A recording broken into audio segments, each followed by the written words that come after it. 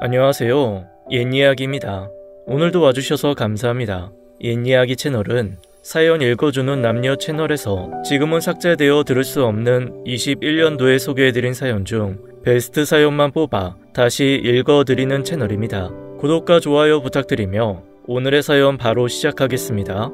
안녕하세요. 압구정에서 살고 있는 올해로 45살이 되는 남자입니다. 여러분은 운세를 믿나요? 저는 안 믿습니다. 그런데 꼭 새해가 되면 신년 운세를 살펴보게 되더라고요. 21년 되자마자 신년 운세를 한번 봤는데 새로운 사람이 햇살처럼 저에게 내려온다고 하더군요. 기대도 되었지만 현재는 새로운 사람을 만난다는 게 겁부터 나네요. 저는 늦은 나이에 장가를 갔습니다. 재작년에 결혼을 했으니 그때 제 나이가 43이었죠. 정말 많이 늦은 노총각이었어요. 제 친구들은 자기 자식 중학교 들어간다며 학군에 대해 고민할 때 저는 총각이었으니 말다 했죠. 하여간 제가 아내를 만난 것은 우연한 사고 때문이었어요. 하지만 그때는 알지 못했습니다. 그 사고로 인해 앞으로 제게 닥칠 큰 사건을요. 재작년에 저는 제 차를 끌고 청주에 사시는 부모님을 뵈러 가는 길이었습니다. 오랜만에 가는 본가였기에 평소 부모님께서 좋아하시는 한우 등을 사기 위해 마트에 들렸습니다. 차는 마트 옆 도로에 세워두었죠. 차가 정말 한적하게 다니는 도로였기에 큰 문제는 없을 거라 생각했어요. 얼른 고기를 사들고 차에 와서 출발을 하려는데 어떤 차가 제 차 뒷범퍼를 박았습니다. 어찌나 세게 박았는지 뒷자리에 올려둔 제 가방이 바닥에 떨어질 정도였죠. 저는 당연하게 바로 뒷목을 잡고 차에서 내려 뒤에 있는 가해 차로 갔습니다. 내려봐요. 대체 운전을 어떻게 하는 겁니까? 도로에 차도 하나도 없는데. 제가 소리를 치자 운전석 창문이 내려가는데 한 젊은 여자분이 타고 있더라고요. 사고로 굉장히 놀랐는지 눈은 토끼 눈이 되어 저를 보곤 연신 사과만 하더라고요. 괜찮으세요? 네, 죄송합니다. 제가 운전에 서툴러서요. 아니에요. 제가 죄송하죠. 도로에다가 이렇게 불법 주정차 해둔 거니 제 잘못이죠. 차에 타고 있는 미모의 여성을 보니 참 남자라는 게 그렇더라고요. 바로 공손해져서 그 여성분을 모시고 병원도 가고 차도 직접 보험사를 불러 견인까지 해드렸습니다. 사고 처리도 하다 보니 그 여성분이 제가 사는 집 바로 옆에서 살고 있다는 것도 알게 되었죠. 그렇게 그분을 병원에서 집까지 모셔다 드리고 헤어졌습니다. 그리고 시간이 지나가 저도 그 여자에 대해 잊어가고 있을 때쯤 모르는 번호로 한 통의 전화가 왔어요. 여보세요? 안녕하세요. 저번에 사고 났던. 사고요? 안녕하세요. 이제 몸은 좀 괜찮으세요? 아직이요.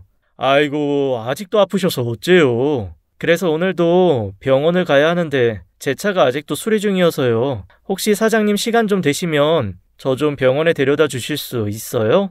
네? 택시 타시면 안 되세요? 택시요? 전화를 받아보니 며칠 전 그 여성분이더라고요.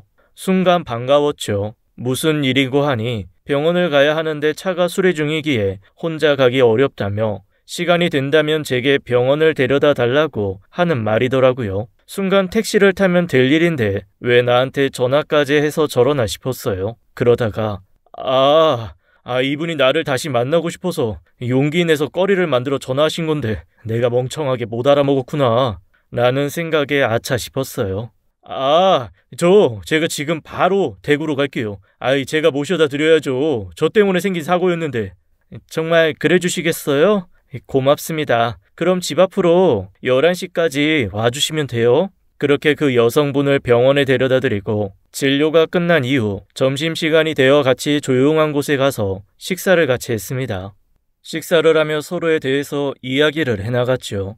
그 여성분은 30살로 젊으신 분이었어요. 이름은 윤정씨였죠. 어려서 아버지를 여의고 현재는 어머니와 4살 어린 여동생과 같이 살고 있다고 했습니다. 본인은 대치동에서 학원 강사 일을 하고 있다고 하더군요. 대화를 나누는데 저와 말도 무척이나 잘 통하고 즐겁더라고요. 정말 오랜만에 사적으로 만난 여성분이라 더 그렇게 느꼈을 수도 있을 겁니다. 그날은 그렇게 시간이 가는 줄도 모르고 밤늦게까지 윤정 씨와 함께 했죠. 그 다음날부터 병원에 갈 일이 있으면 제가 당연하게 윤정 씨를 병원으로 데려다 주었습니다. 그리고 그날은 하루 종일 둘이 데이트를 했죠. 그리고 어느덧 윤정 씨가 병원을 이제 그만 가도 될 즈음엔 저희는 자연스럽게 연인 사이가 되었어요. 나이는 12살이나 차이가 나는 띠동갑의 그녀였지만 좋아하는 취미며 취향까지 정말 잘 맞았죠. 주변 친구들은 제게 도둑놈 같은 놈이라고 했지만 저는 예쁘고 어린 윤정 씨를 자랑하고 싶은 마음에 친구들 모임이 있으면 언제나 함께 가곤 했습니다.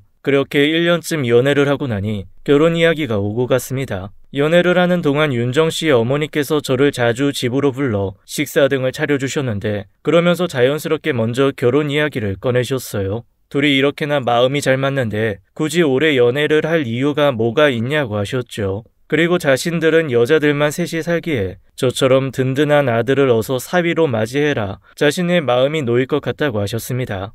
예비 장모님께서 그렇게 말씀하시고 그 당시 저희도 서로 죽고 못 살 정도로 서로 좋아했으니 아무런 문제 없이 결혼도 일사천리로 진행했어요. 결혼한 이후에도 큰 문제 없이 둘이 잘 살았죠. 아내에게는 아내보다 4살 어린 여동생이 있었습니다. 제가 결혼을 하고 나서 반년 정도 있다가 아내 여동생도 결혼을 했어요. 결혼 전 인사를 한다며 가족끼리 식사 자리를 마련한 적이 있었습니다. 처제 예비 남편은 부모가 없는 사람이라며 딱히 상견례를 할 수 없기에 저희 가족들과 인사차 식사 자리를 마련한 거였죠. 처음 그 남자를 본 인상은 참 허세가 심하다는 생각이 들었어요. 말끝마다 자기 재산 자랑을 했었죠. 사업을 한다며 은근 돈 자랑을 하는 모양새가 왜인지 돌 하나 들어있는 빈 깡통인 듯한 모양이었습니다. 굵은 금목걸이에 금반지들을 가득 끼고 명품 시계를 차고선 한겨울에도 팔을 걷고 있는 모습을 보니 자수성가해서 자신에게 자부심이 참 큰 사람인가라는 생각을 했어요. 식사를 마치고 저와 아내는 신혼집으로 들어가는데 아내가 묻더라고요. 여보, 오늘 미정이 예비 남편 어땠어? 아, 처제 남편. 글쎄, 내가 볼 때는 좀 허세가 심한 사람 같은데 진짜 제대로 사업을 하는 사람인지도 의심스럽고. 왜? 사업 크게 해서 돈 엄청 많다는데? 그래? 잘 모르겠네. 무슨 사업인지 물어보면 자세히 대답을 잘 못하고 둥그렇게 대답하던데. 에이, 자리가 자리인지라 그런 거 하나하나 자세히 말 못한 거겠지. 우리 엄마가 얼마나 고르고 고른 건데. 뭘 골라? 아니야. 아무것도 아니야. 그냥 미정이가 시집 잘 가면 좋겠다고. 여보도 돈 잘 버니까 미정이도 부자한테 시집 가야 한단 말이야. 그건 또 무슨 말이야? 사실 미정이 고깃집에 가 질투가 엄청 많아. 내가 어려서부터 뭐 좋은 거 가지면 꼭 지도 똑같은 걸 가져야 직성이 풀리는 기집애였어. 그렇구나. 뭐 잘 되겠지. 지금 만나는 남자친구 부자라면서. 그렇게 제 우려와는 상관없이 처제는 예정대로 시집을 갔습니다. 결혼식장에서의 모습을 보니 서로 엄청 좋아하는 게 잘 살 것 같더라고요. 하지만 저의 그런 생각이 깨지기까지는 딱 2개월뿐이 걸리지 않았습니다. 처제가 결혼한 지 고작 2개월이 되었을 즈음 동서에게 연락이 왔습니다. 형님 안녕하세요. 잘 지내시죠? 아, 그래 동서 잘 지내지? 어때 신혼생활? 꿀이 떨어지지? 잘 모르겠네요 형님. 왜 그래? 무슨 일 있어? 아니 무슨 한숨을 그리 쉬워? 처제랑 싸웠어? 그런 건 아니고요. 아이 그럼 왜 그래? 말을 해봐. 무슨 일인지 알아라. 내가 도울 수 있으면 도와주지.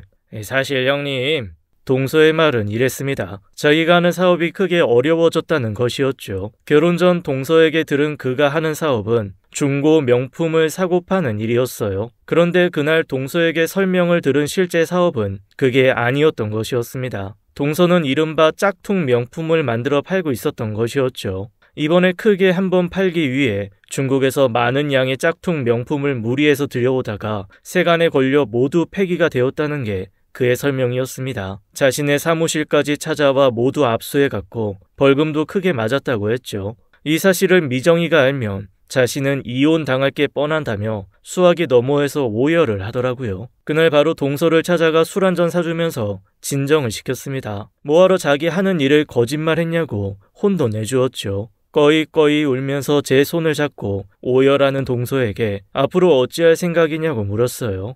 형님, 제가 정말 많이 생각해봤는데요. 일에 이렇게 된 김에 그냥 진짜 중고 명품샵을 열어볼까 해요. 중고 명품? 네, 원래 미정이도 제가 하는 일이 그거라고 알고 있고 저도 짝품 명품 다루면서 중고 명품 거래를 어찌 하는지도 빠삭하게 잘 알거든요. 에이, 그래. 그러면 되겠네. 좋을 것 같다. 정식으로 사업자도 내서 합법적으로 잘해봐.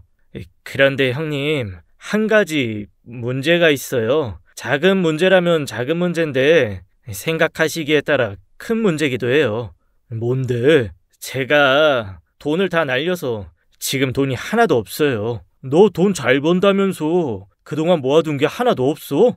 네, 잘 버니까 잘 썼죠. 돈이야 계속 굴러 들어오니 모을 생각을 딱히 안 했네요. 아이고, 이놈 봐라. 형님 죄송해요. 근데 저 진짜 미정이가 이거 알면 저 이혼이에요. 걔 성격 아시잖아요. 네 마누라 성격을 내가 어떻게 알아. 진짜 장모님 닮아서 엄청 무섭고 세요.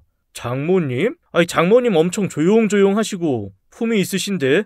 아, 형님 순진하시네. 뭐 아무튼 진짜 형님 저 한 번만 도와주신다 생각하시고 돈 조금만 빌려주시면 안 될까요? 아, 얼마나? 한 2억 정도만요. 2억? 아, 참나. 아, 형님 진짜 제발 부탁드려요. 이거 못 막으면 형님 처제 이혼녀 되는 거고 저는 그냥 콱 한강물에 입수하는 거예요. 한강은 알았어, 기다려봐. 내가 이번 주 안으로 구해볼게. 그렇게 저는 동서 사업 자금을 구해주게 되었습니다. 모아둔 현금이 좀 있어서 믿고 빌려주었죠. 동서는 제 손을 잡으며 눈물까지 보이며 감사하다고 하더라고요. 그렇게 사건은 좋게 정리되는 듯 했습니다. 그런데 한 달 후 난리가 터졌어요. 여보, 큰일 났어. 왜? 무슨 일인데? 두식이가 도망갔대. 두식이? 아니, 동서가? 어떡해. 미정이가 자기 이름으로 대출까지 가득 받아줬는데 다 들고 날라버렸대. 동서는 그날 이후 집까지 월세로 돌리면서 내놓고 사업이 힘들어졌다고 처제 손을 부여잡고 오열하며 다시 재기할 수 있게 처제에게 도와달라고 했다네요. 처제는 그 말에 홀딱 넘어가 받을 수 있는 신용대출을 최대한 끌어다가 동서를 도와주었던 것이었습니다. 그와 동시에 동서는 제게도 달려와 2억을 빌려달라고 애원했고요. 이후 경찰에도 신고를 해서 찾아보았지만 동서는 이미 해외로 출국한 이후였고 찾을 수가 없었어요. 가진 건 다 털린 처제는 할 수 없이 저희 집에 잠시 머물기로 했죠. 매일 소주를 들이부으며 사는 처제를 보니 마음이 짠했습니다. 그렇게 한 달 정도 지나고 저와 아내는 처제가 삶에 의욕도 없이 집에서 술만 마시는 모습이 안쓰러워 기분도 전환하고 속상한 마음도 털어버릴 겸 여행을 떠나기로 했습니다. 조용히 산속에 들어가 자연을 벗삼아 캠핑을 하며 힐링을 하고 오기로 했죠. 가기 싫다는 처제를 잘 다독여 출발을 했어요. 조용한 숲 캠핑장에 도착하니 그렇게 오기 싫다고 하던 처제도 모처럼의 외출에 신나했습니다. 안 나봤으면 후회할 뻔했다고 하며 좋아하더라고요. 그날 모닥불을 피워두고 아내와 처제 그리고 저 세 사람은 술을 마셨습니다. 주로 처제를 위로하는 대화를 했죠. 그리고 술이 약한 아내는 텐트로 들어가 잠이 들었고 저와 처제가 남아서 계속 주거니 받거니 술을 마셨습니다. 형부, 그거 아세요? 그날 언니랑 형부가 접촉사고 난 날 사실 제가 그 차를 운전할 예정이었어요. 근데 언니랑 바꾼 거예요. 아, 그랬어? 만약 제가 그때 언니랑 바꾸지 않고 제가 운전했으면 지금 언니 자리에 제가 있었을까요? 사람 일은 만약이라는 건 없는 거야, 처제. 그래도 혹시 모르잖아요. 정말 매일 후회해요. 그때 언니랑 바꾸지 말 거라고. 전 형부 같은 사람이 이상형이에요. 모르셨죠? 내가? 네, 다정하고 올바르고 가정에 충실하고 저도 정말 형부 같은 남자 만나고 싶었어요. 이 처제 많이 취했다. 슬슬 정리하고 들어가서 자자. 형부, 한 번만 안아주세요. 저 너무 힘들어요. 저는 술에 취해 신세를 한탄하는 처제가 안쓰러워 살포시 안아주었습니다. 그러자 처제는 저를 꽉 잡아 끌어안더라고요. 마음이 많이 공허한가 보다 생각했죠. 그런데 처제가 고개를 들더니 갑자기 제게 키스를 하려고 얼굴을 들이밀더군요. 순간 화들짝 놀라 술이 닿겠습니다. 뭐 하는 거야, 처제? 나 처제 언니 남편이야. 미안해요, 형부. 제가 너무 취해서 순간 저도 모르게 그랬나 봐요. 너무 외로워서요. 오늘 그만 마시고 들어가서 자자. 저는 그러한 행동을 하는 처제를 혼내고는 그날은 술자리를 끝내버리고 텐트로 들어가서 잠을 청했지요. 그날은 처제가 술도 많이 마시고 너무 힘들어서 실수를 했다고 생각했는데 그날 이후 처제의 행동이 점점 도를 넘어서게 되었습니다. 어느 날은 아내가 집에 늦게 들어온 날이었어요. 제가 아내 이름으로 대치동에 학원을 하나 차려주었는데 그곳 인테리어 때문에 아내는 관련 업체와 미팅을 하러 나갔었죠. 아내는 나가면서 처제에게 제 식사를 차려달라고 부탁을 하고 나갔습니다. 그날은 토요일이었기에 저는 집에서 쉬며 아무 생각 없이 TV로 영화를 보고 있었죠. 처제는 갑자기 샤워를 한다며 거실에 붙어있는 욕실로 들어갔습니다. 욕실은 처제가 쓰는 방 안쪽에도 하나 더 있었기에 그곳에서 씻으면 편하게 씻을 수 있을 텐데 굳이 거실에서 씻을까 하는 의문이 들었지만 이내 그 의문은 까맣게 잊고 다시 보고 있던 영화에 빠져들었죠. 조금의 시간이 흐르고 처제는 다 씻고는 목욕 가운을 두르고 욕실에서 나왔습니다. 저는 맥주를 마시며 보던 영화에 집중하고 있었는데 갑자기 처제가 제가 앉아있던 위로 앉더라고요. 처제! 어머, 형부 미안해요. 몰랐어요. 영화를 하도 재미있게 보시길래 저도 어떤 영화인지 보다가 그만 소파에 앉는다는 게 형부 위에 앉았네요. 조심 좀 해줘, 처제. 근데 형부, 저 속옷 모델 하기로 했어요. 한번 형부가 제 몸매 좀 봐주세요. 처제 장난하지 마. 나 진짜 화낸다. 그냥 평가 받아보고 싶어 그래요. 자, 저 벗어요. 하면서 처제가 목욕 가운을 조금씩 내리는데 너무 놀라 마시고 있던 맥주도 떨어뜨리며 하지 말라고 외쳤죠. 하지만 처제는 제가 소리를 치거나 말거나 생글생글 웃으며 목욕 가운을 확 열어 제꼈습니다. 그런데 처제는 목욕 가운 안에 반팔티와 반바지를 입고 있더라고요. 저는 그 상황이 너무 놀라 그저 입만 벌리고 있었습니다. 형부, 놀라셨어요? 장난이에요, 장난. 진짜 보여주는 줄 알았어요? 와, 귀까지 빨개지셨네. 형부 너무 귀엽다. 처제, 술 마셨어? 지금 뭐 하는 거야? 그게 형부한테 할 장난이야? 형부, 화나셨어요? 미안해요. 저 그냥 요즘 웃을 일도 별로 없어서 진짜 장난친 거예요. 기분 나쁘셨으면 진짜 미안해요. 처제, 이런 장난 하나도 재미없어. 우리 지켜야 할 예의는 지키자. 알았어요, 형부. 그런데 제가 안 보여줘서 실망해서 화나신 건 아니죠? 그런 거면 말하세요. 지금 진짜 보여드릴게요.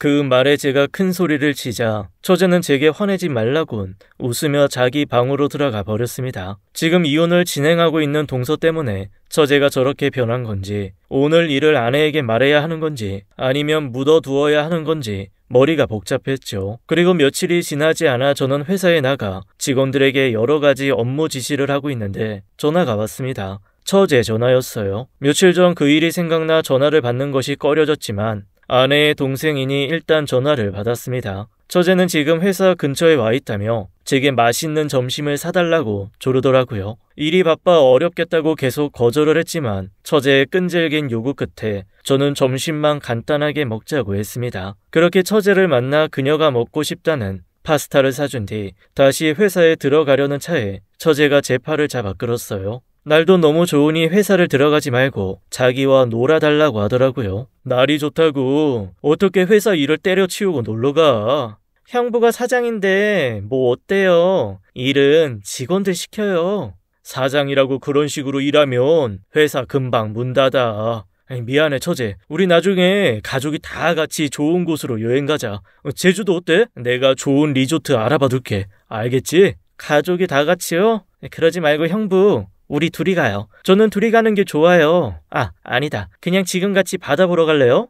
처제 또 왜 이래? 나 정말 불편해. 그런 농담 좀 하지 마. 저 농담 아니에요, 형부. 형부가 가고 싶은 곳 아무 곳이나 가요. 전 다 괜찮아요. 그리고 저 오늘 친구 집에서 자고 온다고 언니한테 미리 말해뒀어요. 형부도 야근한다고 집에 못 들어간다고 언니한테 말해두면 되잖아요. 처제, 지금 이러는 거 언니가 알면 어떻게 될 것 같아? 우리 가족 다 망가지는 거야. 그러니까 형부, 우리 둘만의 비밀로 하면 되잖아요. 다른 사람들 아무도 모르면 피해보는 사람 없는 거잖아요. 저는 저런 황당한 요구를 하는 처제에게 더 이상 해줄 말이 없었어요. 어서 집으로 들어가라고 말하곤 뒤돌아 회사로 돌아왔습니다. 어디서부터 어떻게 잘못되었는지 알 수가 없었어요. 저는 그날 바로 아내에게 말했습니다. 다 큰 처제와 한 집에 사는 것이 불편하니 오피스텔이라도 잡아줄 테니 처제를 내보내라고 했죠. 하지만 처제가 제게 그동안 했던 행동들은 차마 말할 수 없었습니다. 무슨 일이냐는 아내의 말에 그저 처제가 불편하다고만 말을 했어요. 제 말에 아내도 그러자고 했습니다. 사실 처음부터 처제와 함께 사는 것이 불편해서 반대를 했는데 처제가 혼자 살면 너무 외로울 것 같다고 고집을 부려 어쩔 수 없이 허락한 것이었다며 이제 처제를 다시 내보내는 것에 찬성을 한다고 했죠. 아내도 평소 처제가 집에서 아무렇지 않게 야하게 옷을 입고 다니는 것이 불만이었다고 했습니다. 그렇게 그날 이후 처제에게 오피스텔을 잡아주어 집에서 내보내버렸어요. 짐을 뺄 때 저에게 다가와 형부, 원하실 때 언제든 저희 집으로 오세요 라고 속삭이는 처제를 애써 외면했네요. 그렇게 처제가 나가고 다시 평화로운 일상이 찾아왔습니다. 아내는 제가 대치동에 차려준 입시학원을 운영하며 바쁜 날들을 보냈어요. 그러던 어느 날 저는 심한 감기 몸살에 걸려 회사도 못 나가고 집에서 골골대고 있던 날이었어요. 약을 먹고 집에서 쉬다가 감기 기운이 거의 떨어질 때쯤이 되어 내일이면 다시 회사를 나가봐야겠다고 생각하고 있었을 때였죠. 며칠 학원까지 나가지 않고 제 병간호를 해주던 아내도 제가 몸 상태가 좋아지자 그날은 그동안 자리를 비운 학원이 걱정된다며 출근을 했어요. 하루만 더 쉬자는 생각에 침대 속에서 뒹굴거리고 있는데 누군가 현관문 비밀번호를 누르더라고요. 저는 당연히 아내인 줄 알고 나가보았어요. 왜? 뭐 놓고 갔어? 아, 형부, 저예요. 처제? 아이, 처제가 웬일이야? 형부 아프시다는 이야기 듣고 왔죠. 그동안 신세를 얼마나 많이 졌는데 이럴 때라도 간호해드려야죠. 저는 갑작스러운 처제의 등장에 긴장을 하게 되었어요. 마침 아내도 없었기에 또 무슨 짓을 할까봐 걱정부터 되었죠. 그런 제 모습을 보더니 처제도 한마디 하더라고요. 안 잡아먹어요. 진짜 아프다고 하시니 걱정돼서 와본 거예요. 내가 뭘, 나 감기 다 떨어졌어. 괜찮으니까 처제는 그만 가도 돼. 가기 어디 가요? 형부 식사라도 다 챙겨드려야지. 자 봐요. 형부 맛있는 거 해드리려고 장도 봤잖아요. 정말로 처제 손에는 음식 재료가 담긴 봉지가 들려 있었습니다. 오늘은 언니가 늦는다고 하니 제가 1일 와이프 해줄게요. 평소 먹고 싶은 거 다 말해봐요. 만들어줄게요. 1일 와이프는 무슨... 처제가 다시 저러고 집에 나타나니 마음이 불편했습니다. 무슨 짓을 할지 몰라 불안했었죠. 저는 당장이라도 집을 나가고 싶었지만 평일 낮 시간대인지라 딱히 갈만한 지인집도 없었고 아직도 몸이 완전히 회복된 것이 아니어서 귀찮다는 마음이 더 컸습니다. 그래서 처제가 혹시나 이상한 짓을 하면 그때 나가자 라는 생각으로 그냥 침실 방으로 들어가 다시 누웠죠. 그런데 제 우려와는 다르게 처제는 그저 제 점심상을 차려주고 빨래를 하고 청소를 하며 시간을 보내더라고요. 저녁 시간이 되니 저녁도 근사하게 차려주고는 설거지까지 끝내고 이상한 행동 없이 쿨하게 집에 간다고 했어요. 저는 오늘 수고했다고 하며 처제를 보내주곤 별탈 없이 끝난 하루에 감사해하며 다시 침대방으로 가서 누웠습니다. 그렇게 누워서 쉬는데 얼마 지나지 않아 현관문 열리는 소리가 들려왔습니다. 벌써 아내가 돌아왔나 하는 생각에 침대에 누워 여보 왔어? 라고 물어보았지요. 그런데 아무런 대답이 없더라고요. 이상하다 생각하며 다시 몸을 일으키는데 침대방 문이 열리며 놀라운 사람이 들어왔습니다. 처제가 다시 돌아왔더라고요. 그런데 처제는 속옷만 입고는 제 방에 들어왔습니다. 처제, 또 왜 그래? 어서 나가서 옷 입어.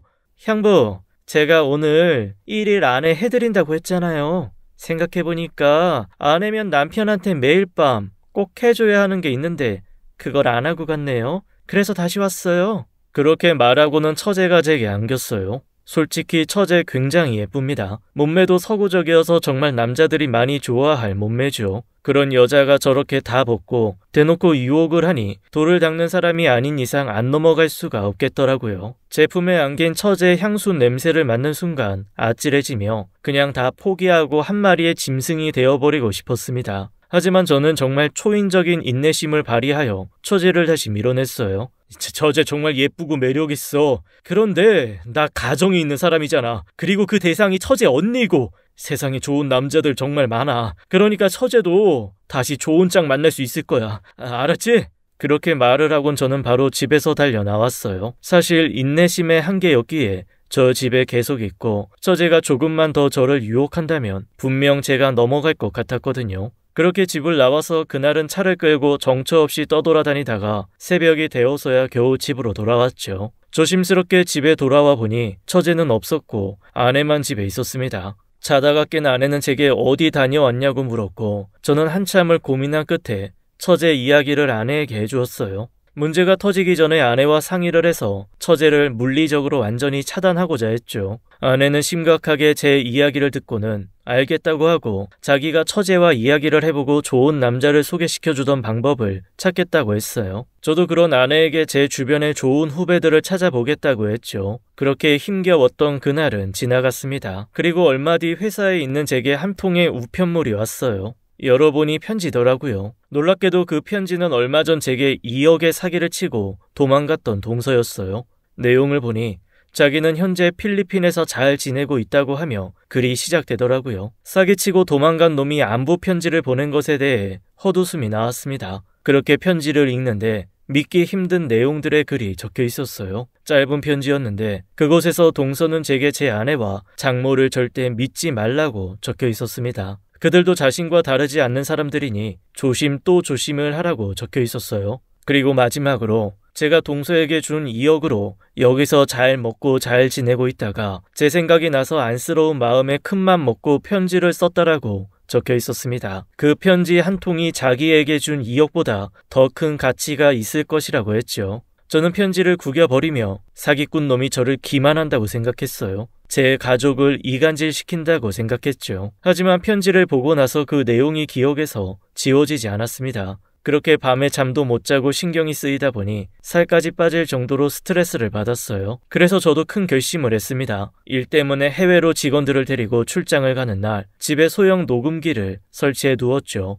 소파 테이블 밑 안 보이는 곳에 붙여두었습니다. 만약 편지의 내용대로 아내에게 비밀이 있다면 뭐가 녹음되더라도 녹음이 될 거라고 생각했죠. 하지만 문제 있는 녹음 내용이 없다면 그 편지는 그냥 저를 우롱한 것일 뿐이라고 생각하기로 했어요. 그렇게 저는 아주 긴 유럽 출장을 다녀오게 되었습니다. 출장을 가 있는 동안 일도 손에 안 잡히고 신경이 많이 쓰였어요. 결국 14일을 간신히 버티고 버텨 출장을 끝내고 집으로 돌아왔습니다. 한국에 도착했을 때는 아내가 한참 학원에 있을 시간대인지라 집에는 아무도 없었습니다. 저는 몰래 숨겨둔 녹음기를 찾았고 다행히도 아내가 발견 못했는지 제자리에 있었어요. 서재방으로 와서 급하게 녹음기를 틀어보았습니다. 처음 며칠간은 별 내용이 없더라고요. 언제나 고요한 소리뿐이었습니다. 그리고 주말이 된 어느 날 집에 장모님이 오신 것이 녹음이 되어 있었는데 장모님과 제 아내의 대화에서 저는 너무나 놀랍고 충격적인 비밀 내용을 듣게 되었습니다.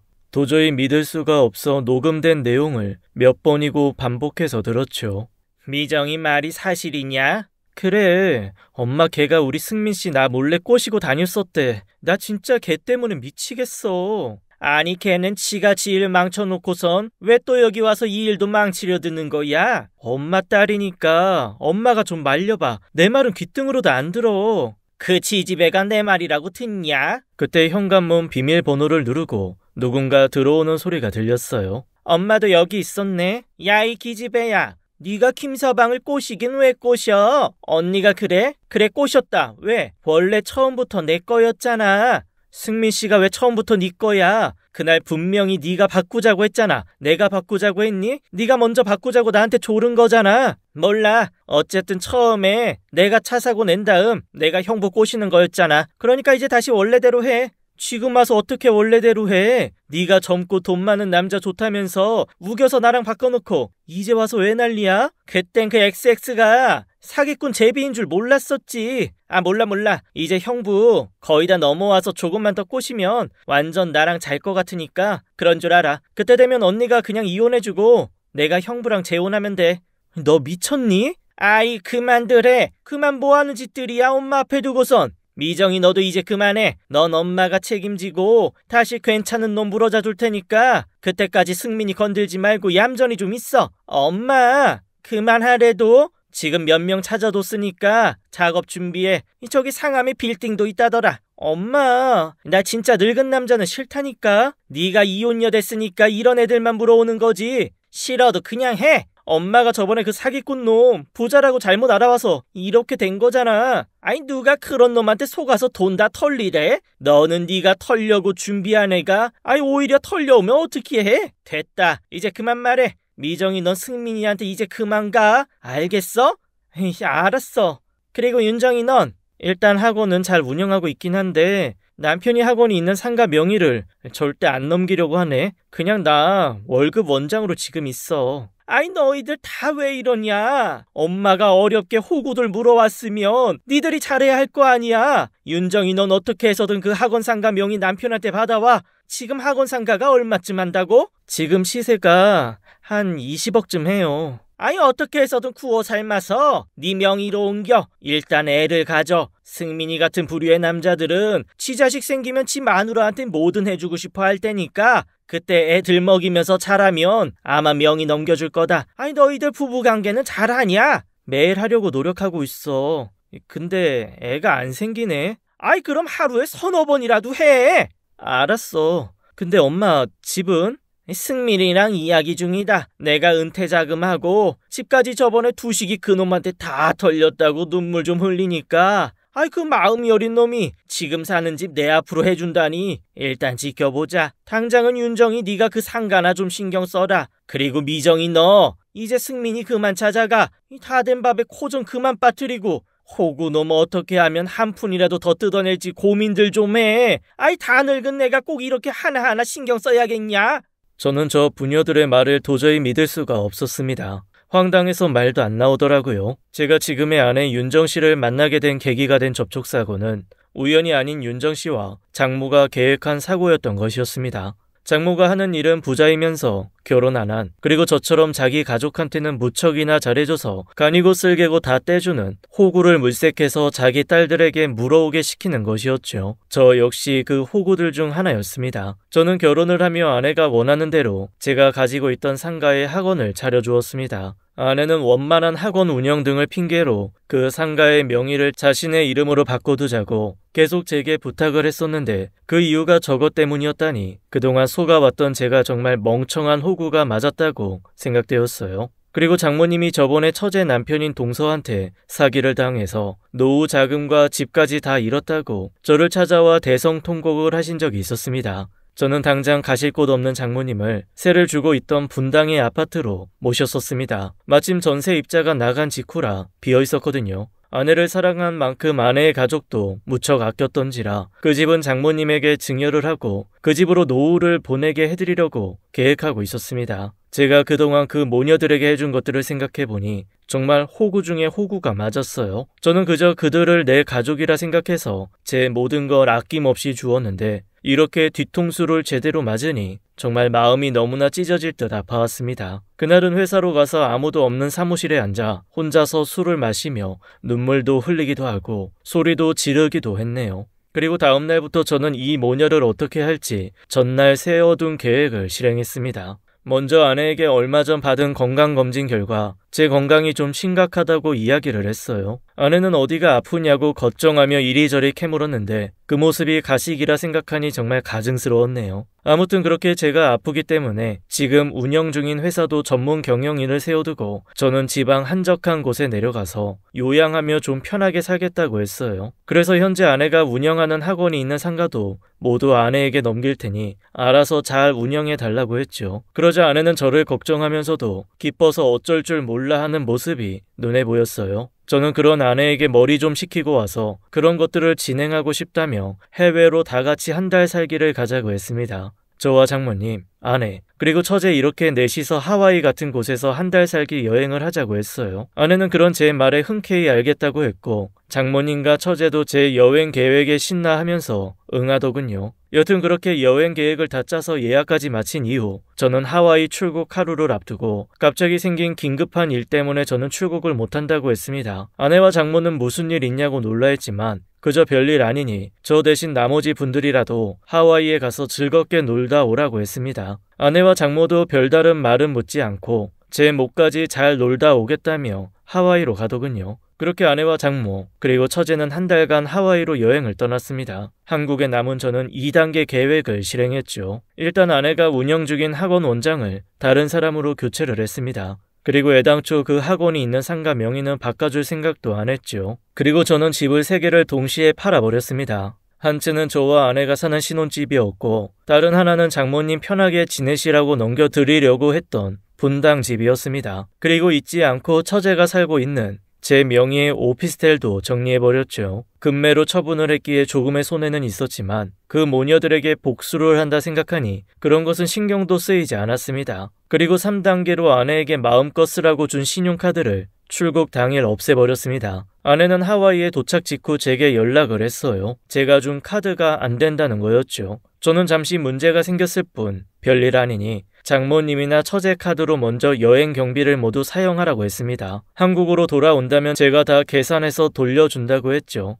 물론 실제로 돌려줄 생각은 전혀 없었습니다. 더 이상 제 돈을 한 푼이라도 주기 싫었습니다. 전화를 끊으며 아내에게 돌아오는 길에 명세점에서 명품들도 가득 사오라고 했네요. 아내는 기뻐하며 알겠다고 했는데 저는 제가 사준다는 말은 안 했네요. 자기들 카드로 사올 테니 지들이 알아서 하겠죠. 하여간 그렇게 바쁘게 한 달간 제가 아내와 그녀의 가족들에게 해준 것들을 하나도 빠짐없이 모두 다시 가지고 왔습니다. 아내의 차와 장모님 차, 처제 차까지요. 사실 한 달이라는 시간이 정말 적었어요. 제가 그 인간들한테 해준 게 어찌나 많았던지 정말 정리하기도 힘들고 오래 걸리더라고요. 하지만 이를 악물고 마침내 한 달 만에 모든 정리를 끝냈습니다. 한 달 뒤 아내와 처제 장모가 여행을 마치고 한국으로 돌아왔습니다. 아내에게 전화가 와서 받으니 왜 공항으로 마중을 나오지 않았냐고 궁시렁거리더군요. 저는 일이 바빠 갈 수 없으니 택시를 타고 알아서 오라고 말하곤 끊었습니다. 그리고 얼마지 않아 다시 전화가 왔어요. 아내는 당황해하며 왜 우리 집 비밀번호가 바뀌어 있냐고 묻더라고요. 별거 아니야. 그 집 팔았어. 그래서 아내 짐도 다 빼버렸고. 무슨 소리야? 우리 집을 왜 팔았는데 나한테 한마디 상의도 안 하고 이게 무슨 짓이야? 그렇게 됐어. 참, 당신이 시집 올 때 가지고 온 유일한 혼수품 딱 하나, 화장대는 안방에 아직 그대로 뒀으니까 새 집 주인 이사 오기 전에 꼭 빼주면 좋겠다. 그리고 그 안에 내가 당신한테 주는 마지막 선물이 있으니 꼭 확인하고. 아내는 제게 시집을 올 때 오직 하나, 화장대만 가지고 왔습니다. 저는 그 화장대 안에 이혼 서류를 넣어두었죠. 그리고 잠시 뒤 장모한테도 전화가 왔습니다. 여보세요? 희복의 김서방, 이게 무슨 일인가? 지금 분당집에 왔는데 아니 글쎄 여기에 다른 사람들이 살고 있네? 아주머니, 그 집은 제가 팔았어요. 이제 그 집 막 들어가시면 안 돼요. 무단 침입이에요. 아주머니라니? 그리고 집을 팔았다니 그게 무슨 말인가? 아줌마, 저 대개 따님 반품하는 중이에요. 뭐라고? 김서방, 갑자기 왜 이러나? 우리 만나서 이야기하세. 우리가 뭐 자네 섭섭하게 했나? 혹시 우리끼리 여행 가서 섭섭했나? 설마요. 고작 그런 걸로요. 아주머니, 세상에는 나쁜 죄들이 정말 많거든요. 근데 제가 생각할 때 다른 사람의 믿음을 이용해서 사기를 치는 행동도 가장 나쁜 죄 중 하나인 것 같아요. 김서방, 그게 무슨 말인가? 혹시 우리 미정이가 자네에게 무슨 말을 하든가? 우리에 대해 뭐라고 했어? 무슨 이야기를 들었던 간에 믿지 말게. 내가 만나서 다 설명합세. 그만들 빨대 꼽으시고 아무쪼록 정직하게 돈들 벌면서 사십시오. 저는 그렇게 말하곤 전화를 끊어버렸습니다. 전화를 끊자마자 기다렸다는 듯이 또 전화가 오더라고요. 처제 미정이었습니다. 여보세요. 형부, 제 오피스텔에 웬 다른 여자가 살고 있어요. 네가 3번째로 전화했다. 네가 제일 느려. 네? 나 이제 네 언니랑 이혼한다. 형부, 그래서 오피스텔 빼신 거구나. 그럼 형부, 제가 이제 형부네 집에 들어가서 살면 돼요? 드디어 저 받아주시는 거예요? 고마워요, 형부. 여보, 아니다. 제가 너무 빨랐나요? 결혼식 올리기 전까지는 이제 오빠라고 부를게요. 미정아. 네, 오빠. 넌 진짜 정신 감정 좀 받아봐라. 아무튼 잘 살아라. 저는 제게 여보라고 부르는 처제를 보니 온몸에 소름이 돋았습니다. 그렇게 다 정리를 하고 나서 핸드폰을 꺼버렸어요. 마음이 시원해지며 한결 가벼워지더라고요. 그날 이후 아내와는 이혼 소송까지 가게 되었지만 많은 증거를 마련해 두었기에 문제없이 이혼을 할 수 있었습니다. 동시에 위자료 소송까지 진행해서 그동안 그 모녀들에게 퍼준 것을 조금이나마 보상을 받았죠. 그날 전화통화 후 한동안 전부인과 장모가 저를 찾아왔습니다. 울면서 무릎도 꿇고 애원도 하기도 하고 침을 뱉으며 저주를 퍼붓기도 하고 그러더라고요. 회사에 찾아와서 난동을 부릴 때는 경찰을 불러 쫓아내기도 했습니다. 처제도 한동안 저를 따라다녔어요. 제가 만나주지도 않자 어느 날은 얼굴도 성형하고 가슴 성형까지 해서 저를 유혹하더군요. 하지만 잦은 성형으로 얼굴은 이미 예전의 예쁜 얼굴도 아니었습니다. 저렇게 겉모습으로 다른 사람의 마음을 얻을 수 있다고 생각하며 빨대를 꼽아 살아가는 그녀들을 보니 진심으로 기생충들이 생각이 나 구토가 몰려왔습니다. 전부인과 장모는 경찰을 부른 이후 다시 본 적이 없습니다. 지금은 어디서 또 돈 많은 나이 든 사람 등에 빨대를 꽂고 살고 있는지 모르겠네요. 저는 자신이 사랑하는 사람에게 아낌없이 퍼주는 사람을 호구라 생각하지 않습니다. 그건 사랑하는 사람에게 하는 당연한 행동이라고 생각하거든요. 문제는 그 사랑과 믿음을 이용하는 반대편의 사람이 가장 나쁜 사람이 아닐까 합니다. 타인의 믿음을 이용해서 자신의 사리사욕을 채우는 사람들이야말로 정말 마음이 빈곤한 사람들이 아닐까요? 부디 여러분들께서는 당신을 사랑하는 사람의 믿음을 이용해서 자신의 욕심을 채우는 그런 사람은 되지 않으시길 간절히 바라며 긴 글을 마칩니다. 감사합니다. 지금까지 옛이야기였습니다. 끝까지 함께 해주신 여러분 감사드리며 저희는 다음 사연으로 돌아올게요. 감사합니다.